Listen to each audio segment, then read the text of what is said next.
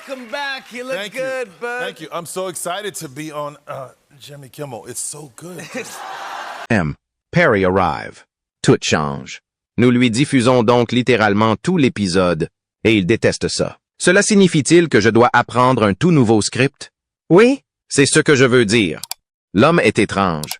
Je ne suis pas un type. C'est une utilisatrice de Twitter qui a décidé de s'adresser publiquement au film de Tyler Perry, exprimant son mécontentement face à ce qu'elle percevait comme des préjugés raciaux dans son travail. Sa critique ne s'arrête pas là, car elle avait encore ceci à dire. Je ne suis pas un fan de Tyler Perry. Alors voici ce que j'ai à dire. C'est drôle comme il a obtenu tout cet argent pour faire tout sauf ce qu'il fallait. La femme a affirmé que Tyler Perry nourrissait une peur des Blancs, qui, selon elle, influençait ses choix et ses décisions créatives. Et apparemment, son sentiment est largement partagé. De nombreux acteurs noirs racontant leurs expériences et disant qu'ils ne travailleront plus avec Perry, comme celui-ci ici. Et ils ont dit qu'ils aimaient le scénario, mais qu'ils ne savaient pas comment le film allait se dérouler. Alors ils ont réussi. Ces vidéos impliquent qu'il pourrait y avoir une vérité cachée sous la surface. Alors la question se pose. Quel pourrait être le secret de Tyler Perry qui a poussé certains acteurs à la peau sombre à refuser de travailler avec lui? Si vous travaillez sur une émission de réseau régulière, il leur faut une semaine entière pour filmer un épisode. Tyler Perry Studios. Ils filment un épisode en une journée.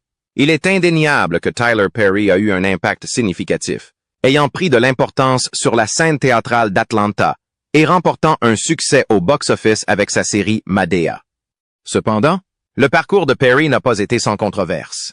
Des rumeurs ont circulé, suggérant que l'ego de Perry s'est développé à tel point qu'il s'est heurté même à quelqu'un d'aussi influent qu'Oprah. Dans le monde compétitif d'Hollywood, il est souvent difficile de progresser sans recourir à quelques tactiques douteuses, et Tyler Perry ne semble pas faire exception. Suite à son succès au box-office, Tyler Perry s'est aventuré à la télévision avec sa populaire sitcom House of Pain. Cependant, lors des négociations pour un accord de syndication lucratif et une série dérivée appelée Meet the Browns, une controverse a éclaté. Deadline a rapporté que Perry avait licencié 4 écrivains qui avaient demandé des contrats syndicaux, créant une situation controversée dans l'industrie. L'écrivain Terry Jackson a déclaré à Deadline « Nous avons été assez bons pour créer plus d'une centaine d'épisodes, mais maintenant, lorsqu'il s'agit de récolter les bénéfices de la diffusion de la série, et d'en tirer d'autres retombées. Il a décidé de nous laisser partir à moins que nous acceptions un accord. Offer horrible. La réponse de Tyler Perry aux différends sur la chambre de l'écrivain a été de prendre les choses en main en déclarant qu'il écrit désormais personnellement tout. Cependant, les problèmes de Perry avec les syndicats dépassaient le cadre de l'écrivain. En 2015, les syndicats d'acteurs SAG-AFTRA et Actors Equity ont pris des mesures en interdisant à leurs membres de participer à la pièce de théâtre de Perry, Madea on the Run, en raison du refus de sa société de production de signer des contrats syndicaux. Bien que Perry se concentre peut-être sur la maximisation des profits, ces méthodes n'ont pas recueilli l'approbation unanime de tous les acteurs de l'industrie. Suite au succès de House of Pain et Meet the Browns, la journaliste et critique culturelle afro-américaine Jamila Lamou a écrit une lettre ouverte à Tyler Perry qui a été publiée par NPR. Dans sa lettre, Lamou a exprimé son malaise face à l'utilisation par Perry de stéréotypes dans son travail. Elle a écrit, grâce à elle, le pays s'est moqué de l'un des membres les plus importants de la communauté noire, Mother Dear, la matriarche bien-aimée. Je n'arrive tout simplement pas à voir Mother Dear jouée par un homme de 6 pieds 3 pouces avec des seins prothétiques flottant au vent. Nos mères et grands-mères méritent bien plus que cela. Bone Song. Nos pères et grands-pères méritent plus. M. Perry. Vous avez dit à la vieille garde hollywoodienne de vous embrasser les fesses. Et j'apprécie cela, mon frère. Mais de nombreux Noirs ont exprimé à propos de votre travail les mêmes attitudes que les critiques blancs. Le célèbre réalisateur Spike Lee est l'une des personnalités notables qui ont critiqué Tyler Perry pour son utilisation de personnages stéréotypés dans son travail. Lee est bien connu pour avoir ouvertement abordé cette question avec Perry. Spike Lee a poursuivi en suggérant qu'à cause de ses films stéréotypés, des individus comme Tyler Perry battaient des records.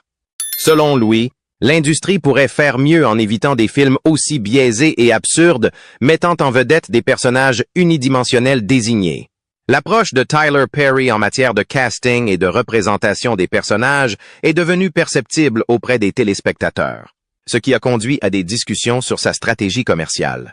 Certaines personnes affirment que Perry a tendance à confier à des acteurs à la peau foncée des rôles, méchants tout en décrivant des individus à la peau blanche comme des héros dans ses films et émissions. Cette perception a généré des discussions et des débats au sein de son public. Lors d'un événement, Chris Rock a également souligné le thème récurrent dans les films de Tyler Perry, notant qu'il y a souvent une représentation limitée de petits amis gentils et respectueux à la peau noire dans les films de Perry. Il a soutenu sa déclaration en faisant référence à Tupac Shakur, suggérant que les films de Perry pourraient offrir une gamme plus large de représentation des personnages. Il a dit que Tupac pourrait être un leader politique s'il était vivant, mais là encore, Tupac pourrait être dans un film de Tyler Perry en ce moment. Donc tu ne sais pas. Peut-être, Tupac pourrait être le méchant petit ami à la peau foncée du film de Tyler Perry. Le point de Chris Rock était que Tupac était un rappeur très renommé et populaire à son époque. Cependant, si Tupac avait l'opportunité d'apparaître dans un film de Tyler Perry, Rock pensait qu'il y aurait une chance minime que Tupac ne soit pas interprété comme un personnage héroïque basé sur les modèles de casting typiques de Perry. Il a poursuivi en disant « J'espère qu'il est sénateur ».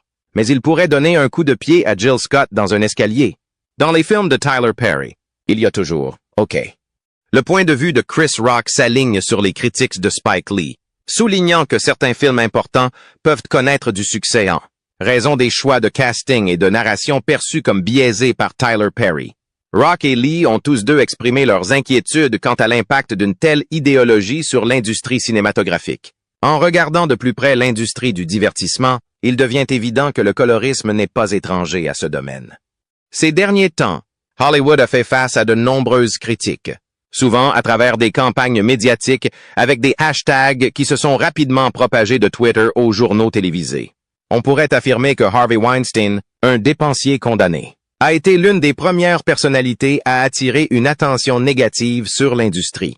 En 2017, une multitude d'allégations d'abus ont émergé, révélant les aspects les plus sombres de la culture hollywoodienne.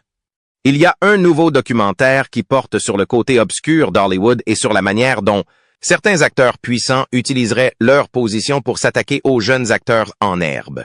Dans le sillage de la polémique du mouvement #MeToo, de nombreux scandales ont secoué Hollywood. Ces scandales incluent le comédien Kevin Hart qui a démissionné de son poste d'hôte des Oscars en 2019 en raison de la réapparition de tweets homophobes passés. De plus, la campagne #OscarsSoWhite exigeait une plus grande diversité lors des Oscars et une plus grande reconnaissance des personnes de couleur et des communautés marginalisées. Ainsi, la réputation d'Hollywood a été considérablement ternie, le chemin de la gloire, autrefois illustre ressemblant davantage à un chemin de la honte. Sans intérêt, sans que Kevin Hart ne se retire de l'organisation des Oscars de cette année. Il a publié une déclaration sur Twitter ce soir disant « J'ai fait le choix de me retirer de l'organisation des Oscars de cette année. » 1940, elle est notamment devenue la première Afro-Américaine à recevoir ce prestigieux prix cinématographique, alors qu'elle célébrait sa victoire et laissait une marque indélébile dans l'histoire du cinéma. Sa joie était tempérée par la dure réalité. Elle serait séparée du reste des participants lors, au lieu d'être une fête, cet événement a été marqué davantage par la ségrégation que par la liesse. 80 ans plus tard, l'industrie cinématographique est toujours aux prises avec une forme de discrimination routinière. Des rebuffades majeures, telles que l'omission de Lupita Nyong'o pour sa performance exceptionnelle dans le film Us de 2019 illustrent ce problème.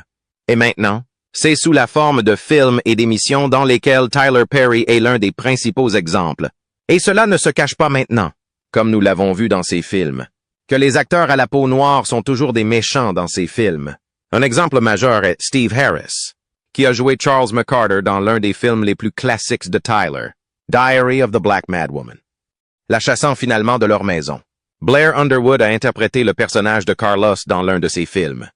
Carlos est décrit comme un banquier d'investissement contrôlant qui exerce sa domination et son contrôle sur sa petite amie dans le film. Blair Underwood.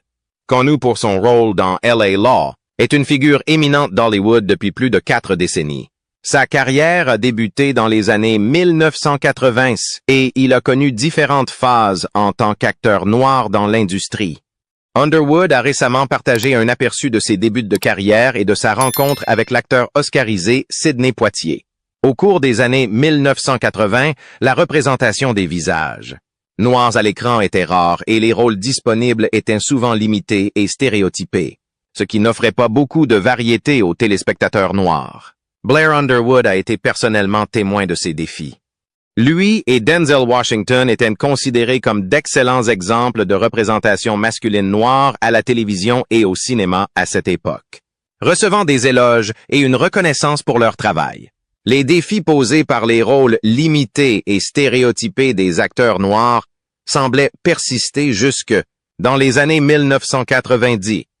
Blair Underwood a rappelé qu'au cours de cette période, pratiquement tous les acteurs et actrices noirs d'Hollywood, quel que soit leur nom ou leur niveau de compétence, se sont retrouvés à auditionner pour les mêmes rôles, soulignant le manque d'opportunités diversifiées dans l'industrie. Philip Van Leer a également eu la chance de jouer un méchant dans les films de Tyler. Il a joué un rôle récurrent de premier plan dans les premières et deuxièmes saisons de la série en tant que trafiquant de drogue. Ian Overman est également apparu comme un personnage négatif dans l'un des films de Tyler intitulé Medea Goes to Jail dans le rôle de Linda Davis.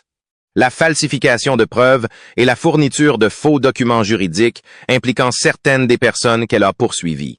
Ron Ricoli a dépeint Chuck, un procureur adjoint et ami de Joshua dans le film. Un autre acteur, Brian White, a été engagé comme méchant par Tyler Perry dans son film I Can Do Bad All By Myself. Il a joué le rôle de Randy, un petit ami violent et l'antagoniste de la série. Vous remarquerez peut-être que tous les personnages négatifs des films et des émissions de Tyler sont très abusifs envers les femmes. Bras semble tourner autour de la vie de 4 hommes noirs, alors qu'ils naviguent dans divers aspects de leur vie, notamment leurs relations, leurs amitiés et leur carrière.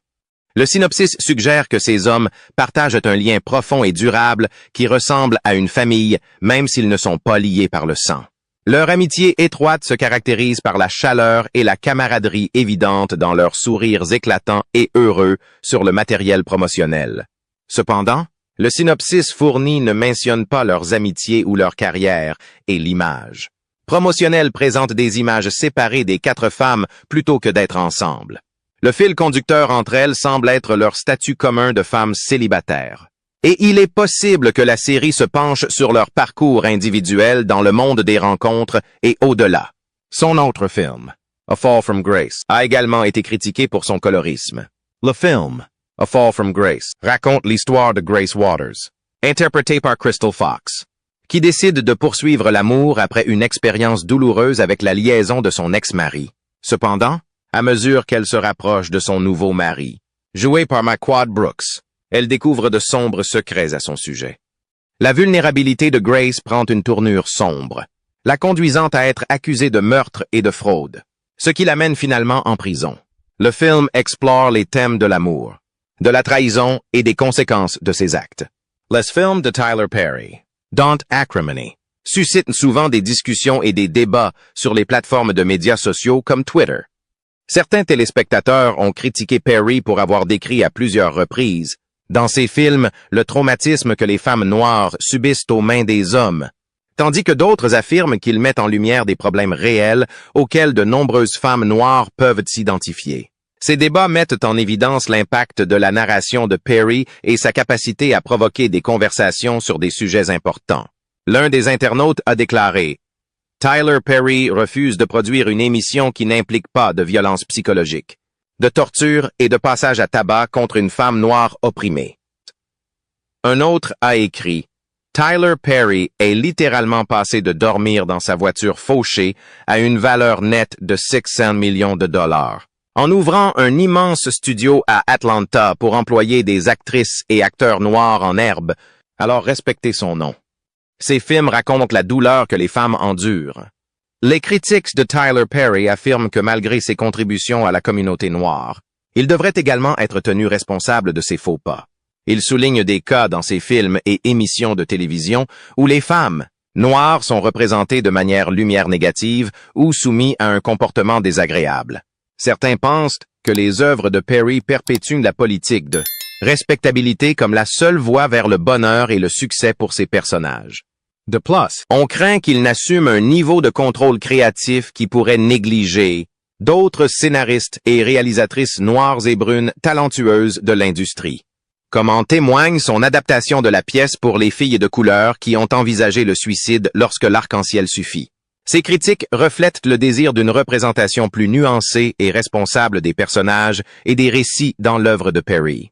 Bien que l'approche médiatique de la comédie génère des moments drôles et emblématiques, beaucoup pensent qu'elle comporte également des implications sous-jacentes, comme Dave Chappelle, qui a déclaré, lors d'une récente apparition dans l'émission d'Oprah Winfrey, le comédien Dave Chappelle a posé la question de savoir pourquoi il existe de nombreux cas d'acteurs noirs créant et incarnant des personnages féminins. Un exemple notable est Martin Lawrence, qui s'est fait connaître pour son rôle principal dans la série Big Mama's House. De même, Eddie Murphy a incorporé un personnage féminin dans son répertoire de rôles dans la série de films Nutty Professor. Jamie Foxx a fait une impression durable avec son inoubliable personnage de Ugly Wanda dans In Living Color, tandis que Marlon et Shawn Wayans ont tenté leur chance dans leur rôle dans White Chicks. De plus, le film Do You Want a Man, qui a eu moins de succès il y a quelques années, est un chapitre que certains préféreront peut-être laisser dans le passé. Parmi ces exemples, une figure apparaît comme la plus marquante du divertissement contemporain, Tyler Perry. Perry, reconnu non seulement pour ses contributions à l'industrie du divertissement, mais aussi pour son influence dans les cercles évangéliques de droite, a connu un succès et une reconnaissance significatifs grâce à sa franchise Madea. Tyler Perry a non seulement connu du succès dans le domaine du gospel, mais a également étendu son triomphe à l'industrie cinématographique, apportant son portrait unique à un public cinématographique plus large. Remarquablement, le dernier livre de Tyler Perry, Ne faites pas enlever à une femme noire ses boucles d'oreilles, a même obtenu une place sur la prestigieuse liste des meilleures ventes du New York Times. Cela soulève une question intrigante. Que se cache-t-il derrière ce phénomène? Il existe de nombreuses théories, sectaires ou non, qui circulent actuellement. Au cours de plusieurs années, Hollywood a été largement critiqué pour son rôle dans la perpétuation de divers stéréotypes, qui façonnent malheureusement la perception que le public a des individus pour une partie importante de l'audience. Au cours de cette période, un débat a émergé, suggérant que les opportunités limitées au sein de l'industrie du divertissement poussaient souvent les artistes noirs à accepter des rôles stéréotypés comme moyen de soutenir leur carrière et leurs moyens de subsistance. Même si l'industrie du divertissement n'a pas encore atteint l'égalité raciale totale, les artistes contemporains disposent d'un certain degré de liberté dans leurs choix. Ce qui reste intriguant dans le contexte de ces figures modernes, c'est leur désir d'assumer ce type de rôle. Le nom de Kevin Hart étant particulièrement marquant à cet égard. De nombreuses personnes ont exprimé leur opposition à ce type de rôle, que beaucoup d'autres considèrent comme des réponses transphobes. Il est en effet intéressant de voir une réponse aussi passionnée de la part des différentes parties prenantes autour du sujet des hommes noirs assumant des rôles de présentation féminins. Bien que nous n'ayons pas d'opinion sur la question, il est important de se rappeler que chaque rôle au cinéma est uniquement destiné au divertissement. Il est donc préférable de tout prendre avec des pincettes et de ne pas trop se passionner. Pendant une longue période, Hollywood a joué un rôle de premier plan en perpétuant une variété de stéréotypes regrettables qui ont finalement influencé la perception des individus pour une partie importante de la population. Au cours de cette période, un débat a émergé, suggérant qu'en raison des opportunités limitées dans l'industrie du divertissement, les artistes noirs étaient contraints d'assumer des rôles stéréotypés pour subvenir à leurs besoins.